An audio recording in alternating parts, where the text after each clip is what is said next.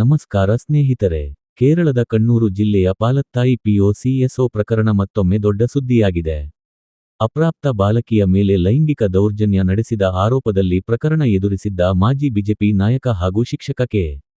ಪದ್ಮರಾಜನ್ ಅವರಿಗೆ ಇದೀಗ ಕೇರಳ ಹೈಕೋರ್ಟ್ ಷರತ್ತುಬದ್ಧ ಜಾಮೀನು ನೀಡಿದೆ. ಇದಕ್ಕೂ ಮೊದಲು ವಿಚಾರಣಾ ನ್ಯಾಯಾಲಯ ಪದ್ಮರಾಜನ್ ಅವರನ್ನು ಅಪರಾಧಿ ಎಂದು ತೀರ್ಮಾನಿಸಿ ಜೀವಾವಧಿ ಶಿಕ್ಷೆ ವಿಧಿಸಿತ್ತು. ಹಾಗಾದರೆ ಇಷ್ಟು ಗಂಭೀರ ಶಿಕ್ಷೆ ಪಡೆದ ವ್ಯಕ್ತಿಗೆ ಹೈಕೋರ್ಟ್ ಜಾಮೀನು ನೀಡಿದ್ದು ಏಕೆ? ಹೈಕೋರ್ಟ್ ಯಾವ ಅಂಶಗಳನ್ನು ಗಮನಿಸಿತು?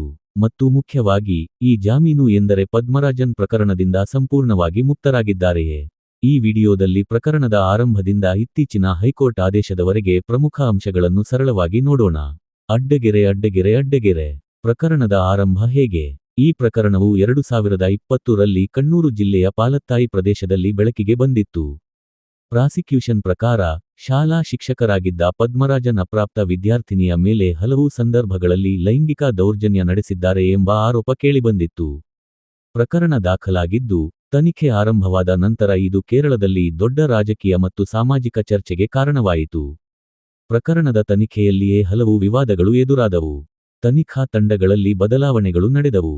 ಆರಂಭಿಕ ಹಂತದಲ್ಲಿ POCSO ಕಾಯ್ದೆಯ ಆರೋಪಗಳ ವಿಚಾರವು ವಿವಾದಕ್ಕೆ ಕಾರಣವಾಯಿತು. ನಂತರ ತನಿಖೆ ಮುಂದುವರಿದಂತೆ ಪ್ರಕರಣದಲ್ಲಿ POCSO ಕಾಯ್ದೆಯ ಅಂಶಗಳು ಸೇರಿಸಲಾಯಿತು. ಅಡ್ಡಗೆರೆ. ರಾಜಕೀಯ ವಿವಾದ ಏಕೆ ಉಂಟಾಯಿತು? ಪದ್ಮರಾಜನ್ ಬಿಜೆಪಿ ನಾಯಕ ಹಾಗೂ ಶಿಕ್ಷಕರಾಗಿದ್ದ ಹಿನ್ನೆಲೆಯಲ್ಲಿ ಪ್ರಕರಣಕ್ಕೆ ರಾಜಕೀಯ ಆಯಾಮವು ಸಿಕ್ಕಿತು. ಒಂದು ಕಡೆ ಪ್ರತಿಪಕ್ಷಗಳು ಸರಿಯಾಗಿ ನಡೆದಿಲ್ಲ ಎಂದು ಆರೋಪಿಸಿದವು. ಮತ್ತೊಂದು ಕಡೆ ಬಿಜೆಪಿ ಪ್ರಕರಣದ ಹಿಂದೆ ರಾಜಕೀಯ ಸಂಚು ಇದೆ ಎಂದು ಆರೋಪಿಸಿತ್ತು. ಈ ಆರೋಪ ಪ್ರತ್ಯಾರೋಪಗಳ ನಡುವೆ ಪ್ರಕರಣದ ತನಿಖೆ ಮುಂದುವರಿಯಿತು. ಆದರೆ ಇಲ್ಲಿ ಒಂದು ವಿಷಯವನ್ನು ಸ್ಪಷ್ಟವಾಗಿ ಹೇಳಬೇಕು. ರಾಜಕೀಯ ಪಕ್ಷಗಳ ಆರೋಪಗಳು ಮತ್ತು ನ್ಯಾಯಾಲಯದಲ್ಲಿ ಸಾಬೀತಾದ ವಿಚಾರಗಳು ಒಂದೇ ವಿಷಯವಲ್ಲ. ಆದ್ದರಿಂದ ವಿಡಿಯೋದಲ್ಲಿ ನಾವು ನ್ಯಾಯಾಲಯದ ದಾಖಲೆಗಳು ಮತ್ತು ವಿಶ್ವಾಸಾರ್ಹ ವರದಿಗಳಲ್ಲಿ ಬಂದಿರುವ ವಿಚಾರಗಳನ್ನೇ ಆಧಾರವಾಗಿಟ್ಟುಕೊಳ್ಳುತ್ತಿದ್ದೇವೆ. ಅಡ್ಡಗೆರೆ. ವಿಚಾರಣಾ ನ್ಯಾಯಾಲಯದ ತೀರ್ಪು. 2025ರ ನವೆಂಬರ್ನಲ್ಲಿ ತಲಶ್ಶೇರಿ fast track special court Padmarajan ಅವರನ್ನು ವಿವಿಧ IPC ಮತ್ತು POCSO ಕಾಯ್ದೆಯ ಸೆಕ್ಷನ್ಗಳ ಅಡಿಯಲ್ಲಿ ಅಪರಾಧಿ ಎಂದು ತೀರ್ಮಾನಿಸಿತು. ನ್ಯಾಯಾಲಯವು ಅವರಿಗೆ ಜೀವಾವಧಿ ಶಿಕ್ಷೆ ವಿಧಿಸಿತು. ಜೊತೆಗೆ POCSO ಕಾಯ್ದೆಯಡಿ ಪ್ರತ್ಯೇಕ ಶಿಕ್ಷೆಗಳನ್ನು ವಿಧಿಸಲಾಯಿತು. ವರದಿಗಳ ಪ್ರಕಾರ, ಜೀವಾವಧಿ ಶಿಕ್ಷೆಯ ಜೊತೆಗೆ ದಂಡವೂ ವಿಧಿಸಲಾಗಿತ್ತು. ಈ ತೀರ್ಪಿನ ವಿರುದ್ಧ ಪದ್ಮರಾಜನ್ ಕೇರಳ ಹೈಕೋರ್ಟ್ಗೆ ಮೇಲ್ಮನವಿ ಸಲ್ಲಿಸಿದರು. ಇಲ್ಲಿಂದಲೇ ಈಗಿನ ದೊಡ್ಡ ಕಾನೂನು ಬೆಳವಣಿಗೆ ಆರಂಭವಾಗುತ್ತದೆ. ಅಡ್ಡಗೆರೆ. ಹೈಕೋರ್ಟ್ನಲ್ಲಿ ಏನಾಯಿತು? 2026 ಆಗಸ್ಟ್ನಲ್ಲಿ ಪದ್ಮರಾಜನ್ ತಮ್ಮ ಶಿಕ್ಷೆಯನ್ನು ಅಮಾನತುಗೊಳಿಸಿ ಜಾಮೀನು ನೀಡುವಂತೆ ಹೈಕೋರ್ಟ್ಗೆ ಮನವಿ ಮಾಡಿದರು. ಈ ಅರ್ಜಿಯನ್ನು ನ್ಯಾಯಮೂರ್ತಿಗಳಾದ ವಿ. ರಾಜಾ ವಿಜಯರಾಘವನ್ ಮತ್ತು ಕೆ. ವಿ. ಜಯಕುಮಾರ್ ಅವರ ವಿಭಾಗೀಯ ಪೀಠ ವಿಚಾರಣೆ ನಡೆಸಿತು. ಆಗ ಹೈಕೋರ್ಟ್ ವಿಚಾರಣಾ ನ್ಯಾಯಾಲಯದ ದಾಖಲೆಗಳು ಮತ್ತು ಮೇಲ್ಮನವಿಯಲ್ಲಿ ಎತ್ತಲಾದ ವಾದಗಳನ್ನು ಪ್ರಾಥಮಿಕವಾಗಿ ಪರಿಶೀಲಿಸಿತು. ಇಲ್ಲಿ ನ್ಯಾಯಾಲಯ ಕೆಲವು ಮಹತ್ವದ ಅಂಶಗಳನ್ನು ಗಮನಿಸಿದೆ. ಅಡ್ಡಗೆರೆ. ಹೈಕೋರ್ಟ್ ಗಮನಿಸಿದ ಪ್ರಮುಖ ಅಂಶಗಳು. ಪ್ರಾಸಿಕ್ಯೂಷನ್ ಪ್ರಕರಣದಲ್ಲಿನ ಸಂತ್ರಸ್ತೆಯ ಹೇಳಿಕೆಗಳಲ್ಲಿ ಕೆಲವು ವ್ಯತ್ಯಾಸಗಳು ಮತ್ತು ನಂತರದ ಬದಲಾವಣೆಗಳ ಬಗ್ಗೆ ರಕ್ಷಣಾ ವಕೀಲರು ವಾದಿಸಿದ್ದರು. ಈ ವಾದಗಳು ಮೇಲ್ಮನವಿ ಹಂತದಲ್ಲಿ ಗಂಭೀರವಾಗಿ ಪರಿಗಣಿಸಬೇಕಾದ ಅಂಶಗಳಾಗಿವೆ ಎಂದು ಹೈಕೋರ್ಟ್ ಪ್ರಾಥಮಿಕವಾಗಿ ಗಮನಿಸಿದೆ. ಅಲ್ಲದೆ ಆರೋಪಿತ ಘಟನೆ ನಡೆದಿರುವುದಾಗಿ ಹೇಳಲಾದ ಶಾಲೆಯ ಸ್ಥಳ, ತರಗತಿ ಕೊಠಡಿಗಳಿಗೆ ಅದರ ಸಮೀಪತೆ ಮತ್ತು ಅಲ್ಲಿ ಶಿಕ್ಷಕರು ಹಾಗೂ ವಿದ್ಯಾರ್ಥಿಗಳ ಉಪಸ್ಥಿತಿಯಂತಹ ಅಂಶಗಳನ್ನು ನ್ಯಾಯಾಲಯ ಪರಿಗಣಿಸಿತು. ಪ್ರಾಥಮಿಕ ಪರಿಶೀಲನೆಯಲ್ಲಿ ವಿಚಾರಣಾ ನ್ಯಾಯಾಲಯದ ಶಿಕ್ಷಾ ತೀರ್ಪಿನಲ್ಲಿ ಕೆಲವು ಕಾನೂನುಬದ್ಧ ದೌರ್ಬಲ್ಯಗಳಿರುವ ಸಾಧ್ಯತೆ ಇದೆ ಎಂದು ಹೈಕೋರ್ಟ್ ಹೇಳಿದೆ. ಆದರೆ ಇದನ್ನು ಅಂತಿಮ ತೀರ್ಪು ಎಂದು ಅರ್ಥೈಸಬಾರದು. ಇದು ಅತ್ಯಂತ ಮುಖ್ಯವಾದ ವಿಚಾರ. ಅಡ್ಡಗೆರೆ. ಹಾಗಾದರೆ ಪದ್ಮರಾಜನ್ಗೆ ಜಾಮೀನು ಏಕೆ? ಹೈಕೋರ್ಟ್ ಪದ್ಮರಾಜನ್ ಅವರ ಶಿಕ್ಷೆಯನ್ನು ಮೇಲ್ಮನವಿ ಅಂತಿಮವಾಗಿ ತೀರ್ಮಾನವಾಗುವವರೆಗೆ ಅಮಾನತುಗೊಳಿಸಿತು. ಅದರ ಜೊತೆಗೆ ಷರತ್ತುಬದ್ಧ ಜಾಮೀನು ನೀಡಿತು. ಜಾಮೀನಿಗೆ ಸುಮಾರು ₹1 ಲಕ್ಷದ ಬಾಂಡ್ ಮತ್ತು 2 ಸಾಲ್ವೆಂಟ್ ಶ್ಯೂರಿಟೀಸ್ ನೀಡಬೇಕು ಎಂದು ಷರತ್ತು ವಿಧಿಸಲಾಯಿತು.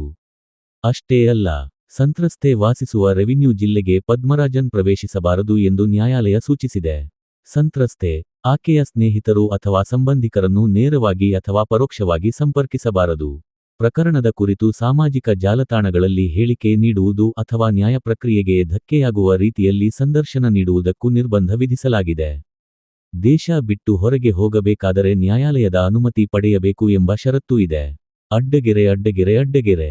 ಜಾಮೀನು ಸಿಕ್ಕಿದೆ ಎಂದರೆ ಖುಲಾಸೆಯೇ? ಇಲ್ಲ. ಇದು ಈ ಪ್ರಕರಣದಲ್ಲಿ ಅತಿ ಮುಖ್ಯವಾದ ಅಂಶ. ಹೈಕೋರ್ಟ್ ಜಾಮೀನು ನೀಡಿರುವುದು ಪದ್ಮರಾಜನ್ ನಿರ್ದೋಷಿ ಎಂದು ಅಂತಿಮವಾಗಿ ಘೋಷಿಸಿರುವುದಲ್ಲ. ವಿಚಾರಣಾ ನ್ಯಾಯಾಲಯದ ಅಪರಾಧ ತೀರ್ಪಿನ ವಿರುದ್ಧ ಮೇಲ್ಮನವಿ ನಡೆಯುತ್ತಿದೆ. ಆ ಮೇಲ್ಮನವಿಯ ಅಂತಿಮ ವಿಚಾರಣೆಯಲ್ಲಿ ಪ್ರಕರಣದ ಸಾಕ್ಷ್ಯಾಧಾರಗಳು ಮತ್ತು ಕಾನೂನು ಅಂಶಗಳನ್ನು ಸಂಪೂರ್ಣವಾಗಿ ಪರಿಶೀಲಿಸಲಾಗುತ್ತದೆ. ಅಂತಿಮವಾಗಿ ಹೈಕೋರ್ಟ್ ಏನು ತೀರ್ಪು ನೀಡುತ್ತದೆ ಎಂಬುದೇ ಮುಂದಿನ ನಿರ್ಣಾಯಕ ಹಂತ.